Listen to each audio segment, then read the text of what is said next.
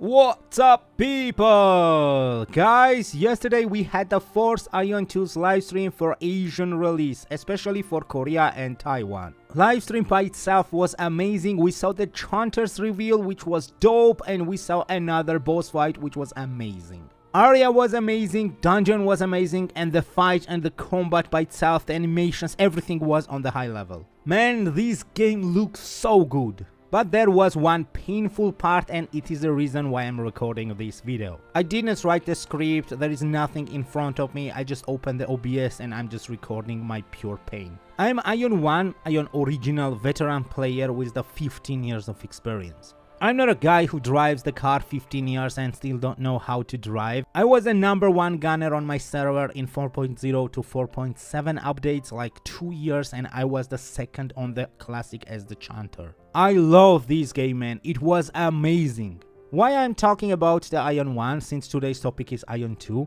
Because if you ever played AION 1, you would admit AION 2 is so good sequel for AION 1. Mostly when the game comes as the sequel, they almost have nothing to say. Like Lineage 1 to Lineage 2, an existing example, Arcade 1 to Arcade Chronicle, which is totally different structured game. AION 2 is the modernized AION 1. It's just following the today's trend. Is it good to do it? Is it good to drop down all massive content and make it short? No. Do I feel good when I have 12 skills on a panel instead of 15? No, but it is what it is. Main aspect is that AION 2 have AION 1 soul. But what I heard and saw from yesterday's livestream, they are planning to make the similar mistakes in pay-to-win side as they did for AION 1. Let me tell you quickly what I'm talking about. AION original released in 2008 on Korea, and they sold freaking 3 million copies in the first week. What do you think? In 2008, how many people had PC in Korea? Way less than they have right now. And if you go to Korea right now, you will see a lot of anime and game advertisement around the country. It was not like that back in the days. That 3 million copies are like 10 millions for today's equality. Then in 2009 they made a Western release, and I'm not counting the Russian region here since they had their own release. On the Western they sold 1 million copies in its first week. Is it massive? Why? I don't know if you're from Europe or not, but in 2009 Europe was more stone-aged in technology than they are now. More than half of population had no PC, and even the people who had PC, like in 80% of them had old Pentium cases, you know?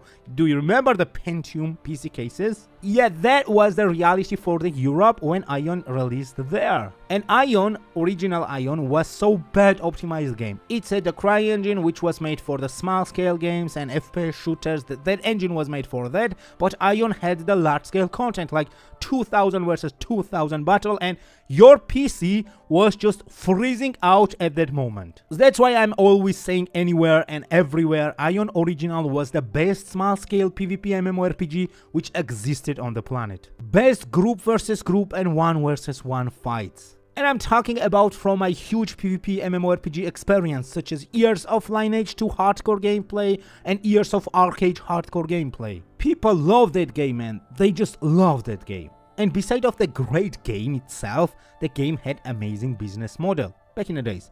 It was the purchasable, and it was subscription based for the months. If you wanted to get the game, you was paying the $50 as a game, and you know they was even selling the physical copies of the game, and monthly sub was then $15. You pay the $50 for the game, and you paying $15 for every month. And there was no pay to win. It was free pay to win game, you know. And guys, remember that subscription model, I will talk a bit later about that. This everything was going like in 2 years. Then comes the crucial 2012 when NCSoft sold them European publish rights to GameFood, which back in the days was like an Amazon Games from today's in Europe, you know? And everyone gets fucked. Yes, that was the really bad for the game itself. GameFood relaunched the game, they cut down the subscription model and put the new version. Now welcome to the AION free-to-play Europe. Yeah, they even changed the name. Then first move was selling the dungeon reset scrolls, which is the huge pay to win in AION. Since if you do more PvP dungeons and if you do more PvE dungeons, you are getting more ABC point, which is the PvP currency, and by the PvP currency you're buying the PvP gear, and if you're doing the more dungeons, PvE dungeons, you're getting more kina in-game gold, and you're growing more wealth, so you can buy the enchants for your gear and you can buy the mana stones to socket them. And boys, it's not finished yet. Don't blame all the time for the game forge, since the NCSoft was putting the items in a game which was not accessible by any gameplay. Like for example the gold stones, which was RNG CC stones, you know? Like when you was put the gunstone in your weapon, anytime you was hitting the target, there was the 5% chance the target would get silenced. And that 5% goldstone was accessible from the game. But there was the secret item section, the admin section, you know, that in a game you had the event goldstones, which was at 10%, and the Gameforge was selling those shit by the shop. They was selling that 10% goldstones in a shop. Later they added the Stigma skill enchant, which was also gainable by the shop, and they added the Daiwanian skill enchant, which was also gainable in the shop. Like in 2015 and 2018, AION was not pay to win game for the gear wise, you know? No one was give a fuck about what gear you had. You had min-max gear, so what? It was not power for your character anymore. Main power was coming from the transformation, Stigma skill enchants and Daiwanian skill enchants. And guess it, all of this was accessible only in the shop. Nothing more. The company could make it as a permanent event to drop some non-implemented in-game items, since it was made by the NCSoft. Gameforge doesn't make the items in a game, but they didn't do it, they was selling it. They could do it in the permanent events, as I said, but you know, it's the Gameforge, they just milking the people, so they was just dropping those things in the shop. I even remember one guy spent $5,000 in livestream to get the Kaisinal transformation, and he still didn't get it. Then he called his father and borrowed extra $2,000 and still didn't get it. Imagine guys, he was not trying to get the in-game min-max gear, he was focusing to get the Kaisinal transformation, which was like a speed and attack speed animation hack. That transformation was increasing your attack speed 60% and movement speed 30%. It was just a legal in-game hack. Because of this, everything game just started to die after 2015, and that's why right now, and most of you who are watching this video never heard about AION. You guys never heard about AION, and that is the one of the main reason. Now let's move to the second part. Guys, AION 2 looks amazing. It's so beautiful game. If anyone watched this video from NC America, you guys have a golden eggs. This game from 2025 matters and reality is amazing creature. Engine optimization looks amazing. World itself looks gorgeous. AION fantasy world with amazing creatures and colors and open world is amazing. Each dungeon looks incredible. Combat looks amazing. At Last Assassin Enchanter combat was so good. And you guys have a masterpiece in your hands made by AION team, and just don't break it. I remember the interview when AION development team said that they put them souls in AION 2. They had a lot of projects which could not done in AION 1 because of the leaking of technologies in back in the days, and they put that everything in AION 2. I see this, other people are also see this, viewers are noticing this everything. All existing trailers, live stream and everything around 2 have so positive feedback. People love the game. Please be the Tony Stark, please learn on your mistakes, and please don't break this game. Forget Throne and Liberty, forget that soulless chaotic game which modified 700 times. This game have soul, it have history and it have culture. And it have existing community. There is a ton of the players who played AION 1 and they are waiting with excitement for AION 2's global release. People who feel nostalgia even on the soundtrack, they are giving you a chance. And even if something will not be good in a game, most of the players will close their eyes because the nostalgia is so powerful feeling. It will get less criticism than any other games would get. That's the reality, that's how the people minds work. When you wake up them deep old feelings. Guys, just don't waste this opportunity. I'm sure you all remember that Chrono Odyssey hype.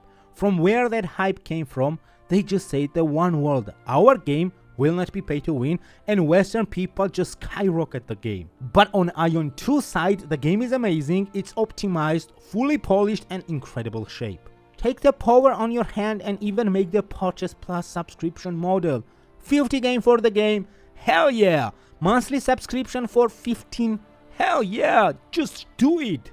Kids does not playing the MMORPG nowadays. We are all gross people who have some way income in them life.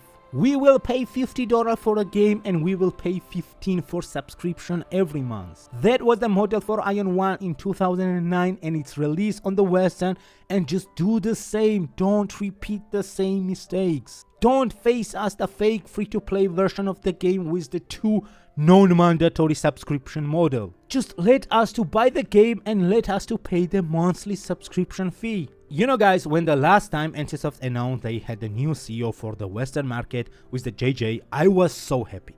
She's the great woman, they took her from the Pearl Abyss, and that was giving me the feeling that NCSoft was cooking something big. Then I saw some huge updates on the purple while I was playing the Throne and Liberty on the Korea, and I knew there was getting ready to hit the Western market hard. JJ is just a nuke in MMORPG genre for the last decade. She's so smart person and she's so good leader. I saw this in Pearl Abyss, and again, she's the one and only which I would get for the Western market. Game have great shape, it's have the great leader for the Western market and huge already existing audience. I don't know guys, I'm even thinking to go to the G-Star events in Korea. I'm right now in the Asia, it's not far for me and it's till next month. I hope I can meet NCNA people there and we can talk about this topic. Just I'm not a guy who jumped from the one to another MMORPGs. I spent my 20 years of MMORPG gameplay only for 4 games. Lineage 2, AION 1, Arcade and Throne and Liberty. I just want to get the game which I can play next 5-6 years. And as the content creator, I just want to make the content for one game. I just want to stick on the one great game and do the content for it. I just see this opportunity in AION 2. That is the sequel which gave me a lot of good memories and I want to feel the same in AION 2. That's it and nothing more. I'm sure a lot of you want to do the same. And again boys, I'm not that kind of the player who blames about some sort of pay to win in a game. I don't care. Just don't rip me off. Just don't rip the players off. That's it. Guys, my plan is this. When we get the game on Korea and Taiwan, of course I'm gonna play it, okay? If this everything will look as painful as I felt yesterday on the live stream and it will be such a crazy nonsense monetization system, I swear to God, I will spend that 5 or 6 months until we get this game on the global to doom that cheat aspect in a game with all my power. I'm sure and I hope the other content creators will do the same. And with that, I hope our voice will reach to the company and they will change it. Half year is not a small time. Don't get it wrong, I will glorify the game with its content, but I will mock the game for its pay to win. I'm not sponsored, I'm not responsible to anyone for anything, I'm not in any partnership program with anyone, so I just don't have anything to lose. I will just fight for it and not for you guys, I will fight for myself first. I'm just tired to move from one game to another. I feel and see AION 2 as a game have amazing opportunity. And I will do all my best to don't let that monetization system to kill the game on the Western market. If you want to follow my channel for AION 2 content, hit the subscribe button and join us in AION 2's community Discord. Links you can find in the description for this video. That's it boys for today, and as always, see you in the next video.